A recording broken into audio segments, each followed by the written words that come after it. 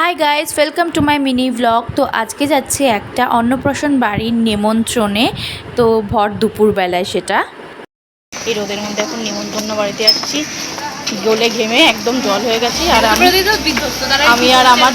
আমি আর আমার বিক্রি দিদি, এই যে আমার জামা, আমার দিদি বিক্রি দিদির জামা।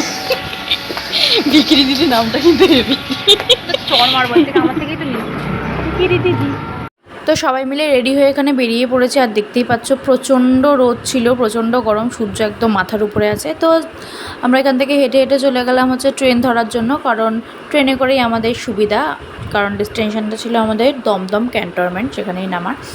তো এইটুকু হেঁটে এত হাঁপিয়ে গেছিলাম, কারণ প্রচণ্ড গরমে তো এত হাঁপিয়ে গেছিলাম, তাই জন্য ওখানে একটু বসলাম। তারপরে ট্রেনে উঠে চলে গেলাম হচ্ছে আমরা দমদম ক্যান্টনমেন্টে। তারপরে ওখান থেকে যে অন্নপ্রাশনের আমাদের ইনভিটেশনটা ছিল সেখানেই চলে গেলাম।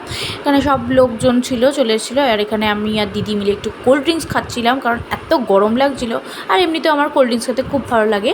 আর এই পুচকে বাচ্চাটারই ছিল হচ্ছে অন্নপ্রাশন, ওকে সবাই নিয়ে চটকাচটকি করছিল। আর এত কিউট না, আর গরমের মধ্যে অবশ্য ওর একটুখানি কষ্টও হচ্ছিলো। তারপর যত বেলা হয়ে গেছিলো অনেকটাই, তাই আমরা খেতে চলে গেলাম। খেয়ে দিয়ে এসে আমি আর দিদি এখানে পাখার সামনে দাঁড়িয়ে একটু হাওয়া খাচ্ছিলাম। এত গরম লাগছিলো, খেতে খেতেও ঘামছিলাম। সবসময় সারাদিনই ঘেমে যাচ্ছিলাম, কারণ গরমটাই এত পড়েছে। তারপরে এখানে বোন সবাইকে বলছে হাই।